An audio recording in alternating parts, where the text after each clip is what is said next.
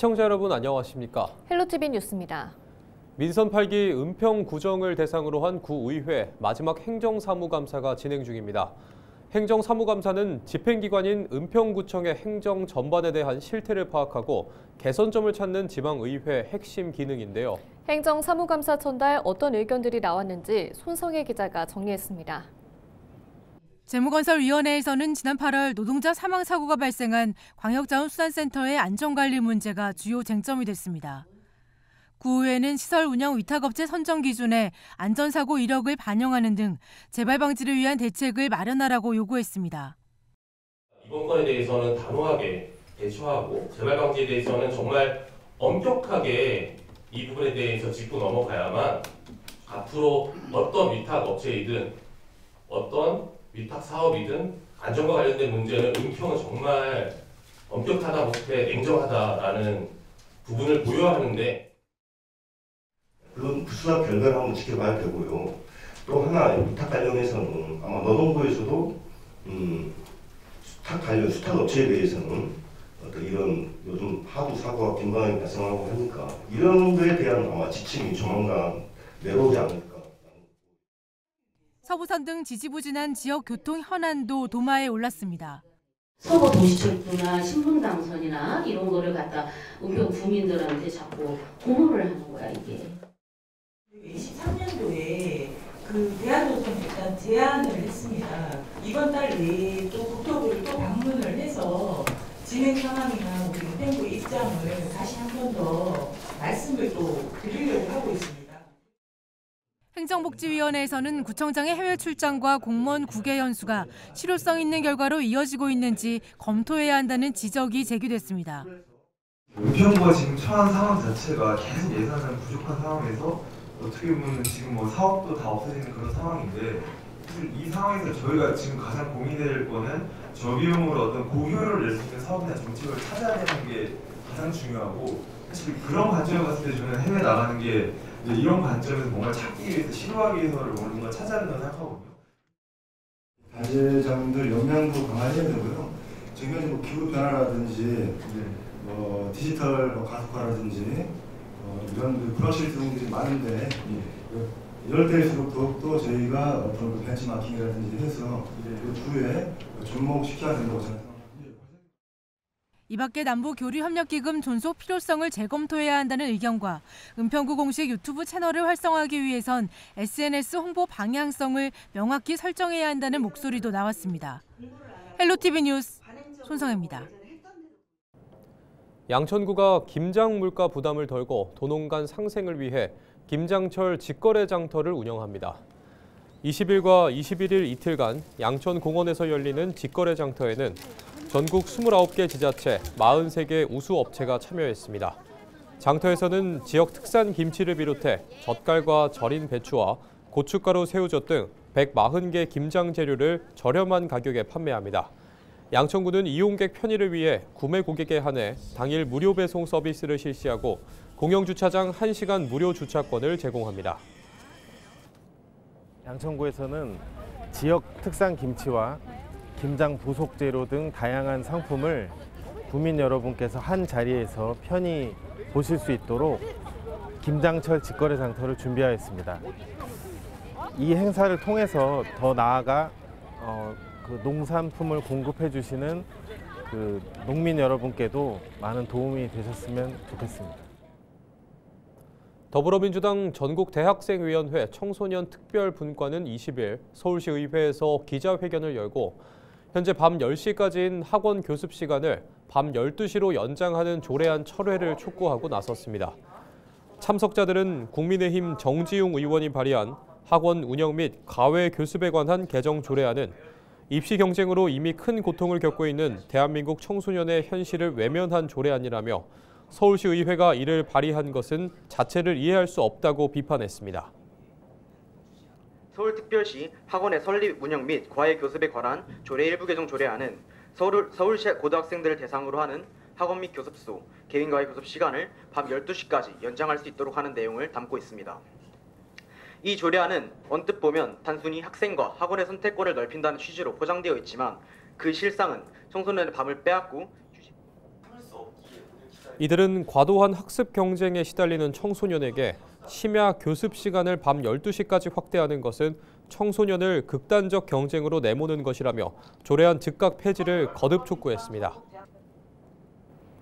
생활이 어려운 주민들에게 겨울은 더 춥고 힘든 계절인데요. 이웃들을 위한 성금 모금이 시작됐습니다.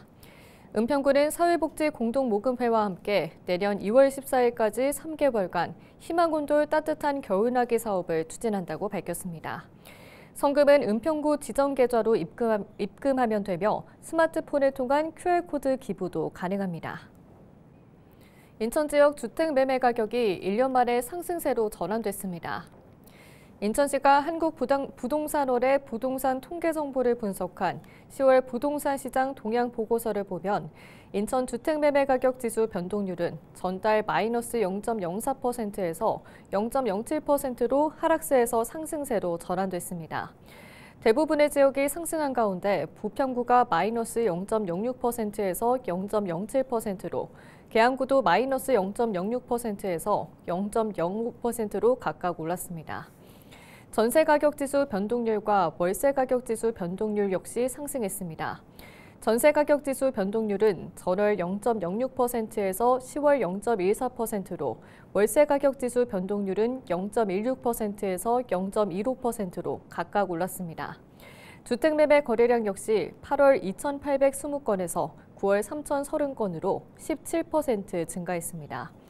지역별로 서구가 가장 많았고 부평과 남동구, 미추홀구 순입니다. 또 주택 전월세 거래량도 8월 12,228건에서 9월 13,541건으로 10.7% 늘었습니다. 11호 대책 이후에도 수도권 아파트의 매매와 전세, 월세가 계속 오르고 있습니다. 규제를 피해 옮겨가는 풍선 효과가 늘어날 가능성도 여전히 높은데요.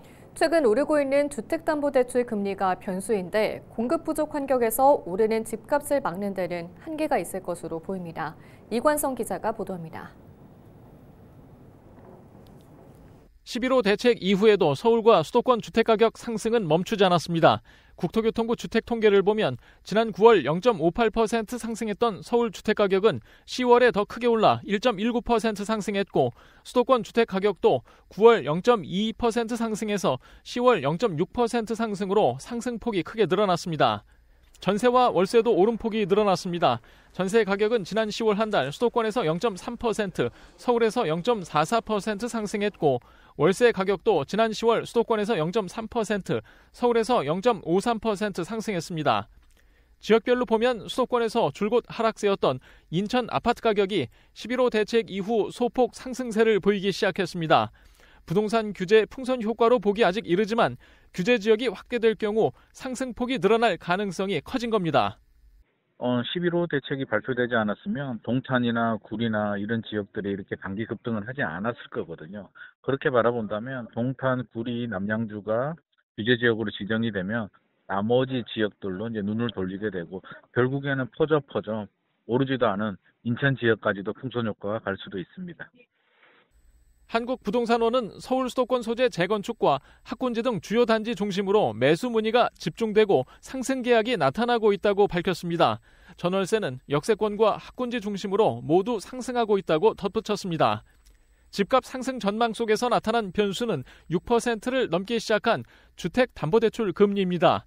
부동산 전문가들은 주택담보대출 금리 인상이 부담스럽지만 기준금리 인하 기조가 지속되는 상황에서 공급이 부족한 수도권의 집값 상승을 막기엔 영향이 적을 것이라는 시각입니다. 9.7 공급 대책 효과를 보지 못한 정부는 12월 안에 세부적인 주택 공급 대책을 마련해 발표할 계획입니다.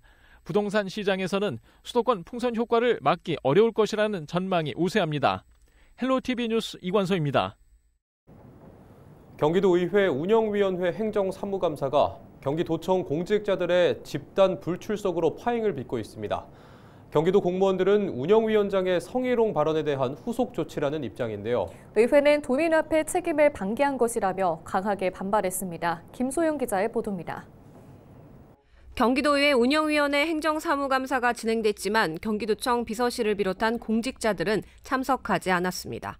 지난 19일 경기도 공무원들은 보도자료를 통해 도의회 운영위 행정사무감사 대상 공직자들은 양호식 의원이 진행하거나 참석하는 행감 출석은 받아들일 수 없다라고 밝혔습니다. 운영위원장의 주재나 참석을 반대한다는 입장을 전달했지만 받아들여지지 않아 불가피하게 참석하지 못하게 된 것을 유감스럽게 생각한다라고 덧붙였습니다. 운영위원회는 정당한 사유 없이 출석을 거부하거나 지연할 경우 지방자치법과 조례에 따라 최대 500만 원 이하의 과태료를 즉시 부과하겠다고 경고했습니다. 정당한 사유 없이 불출석하거나 고의로 지연하는 행위는 의회를 무시하는 것으로 도민에 대한 직접적인 모욕임을 분명히 말씀드립니다. 운영위원회 위원들의 의견은 엇갈렸습니다. 비서실을 비롯한 이 공무원들께서 스스로 판단을 해서 들어오지 않는 건지 아니면 누구의 지시나 의견을 통해서 들어오지 않는 건지. 저는 위원장님한테 좀 궁금한데요. 위원장님께서 오늘 행감 사회권을 계속 갖고 사회를 보실 건지 본 의원이 좀 궁금합니다. 우리 의회 운영위에서는 이런 상황에 대해서 명백하게 응당한 조치가 필요할 것으로 사료가 됩니다. 그래서 이 문제에 대해서는 내부적으로 협의가 진행이 돼서 원만하게 행감을 정상적으로 운영할 수 있는 조건이라든가 이런 것들을 마련했으면 좋겠습니다. 김진경 경기도의회 의장은 입장문을 통해 특정 위원에 대한 이견은 의회 내부에서 해결할 문제라며 피감기관이 이를 근거로 감사 출석 여부를 판단하는 것은 명백한 정치적 행위라고 규정했고, 경기도청 공무원들은 해당 의원이 의사봉을 놓는다면 언제든지 성실하게 행정사무감사에 임하겠다라고 약속했습니다. 경기도청과 도의회의 갈등이 정면 충돌로 번진 가운데 중단된 운영위 행정사무감사가 정상화될 수 있을지 도민들의 우려가 커지고 있습니다. 헬로티비 뉴스 김소영입니다. 서울시는 최근 서대문구에서 발견된 큰 기러기 폐사체에서 고병원성 AI가 최종 확진됐다고 밝혔습니다. 서울에서 야생조류 고병원성 AI가 검출된 것은 지난 2023년 1월 이후 2년 10개월 만입니다. 서울시는 검출 시점에 대한 소독을 실시했으며 검출 지점 주변에 차단구역을 설정하고 소독과 통제를 강화했다고 밝혔습니다. 또 검출 지점으로부터 반경 10km 이내를 야생조류 예찰 지역으로 설정하고 지역 내 야생조류 서식지에 대한 예찰 방역을 강화하고 있습니다. 내년 1월 1일부터 폐기물관리법 시행규칙에 따라 수도권에서 생활 폐기물 직매립이 전면 금지됩니다. 하지만 인천 지역 소각시설이 부족해 쓰레기 대란이 예상되고 있습니다. 현재 인천은 내년 1월 1일부터 직매립이 금지되면 연간 7만 톤 규모의 생활 폐기물을 추가로 감당해야 합니다. 그러나 현재까지 공공소각장을 확보하지 못한 상태입니다. 인천에서 운영 중인 공공소각장은 송도와 청라 두 곳뿐입니다. 송도 소각장은 연수와 남동구 지역을, 청라는 부평과 계양, 동구, 중구, 서구, 강화까지 쓰레기를 수용하고 있습니다. 하지만 청라 소각장의 경우 올해 가동 30년을 맞아 내구 연한이 만료된 데다 고장나거나 점검을 받을 경우 해당 지역 쓰레기 처리가 어렵게 됩니다. 이를 대체할 서구에 신규 소각장도 건립하기로 했지만 2031년에나 가능한데 이마저도 강화와 서구 지역만 받기로 결정했습니다. 인천시는 임시로 민간 소각장을 활용해 사용하겠다는 계획이지만 이마저도 예산 문제로 쉽지 않은 상황입니다. 이에 인천시는 당분간은 민간 소각장을 통해 해소할 수 있을 것으로 판단하고 있지만 장기적으로 쓰레기 대란을 대비하기 위해서라도 하루빨리 해당 지자체와 대안 마련을 위해 협의하겠다는 뜻을 전했습니다. 코로나19 이후 처음으로 인천 섬을 찾은 관광객 수가 100만 명을 넘어섰습니다.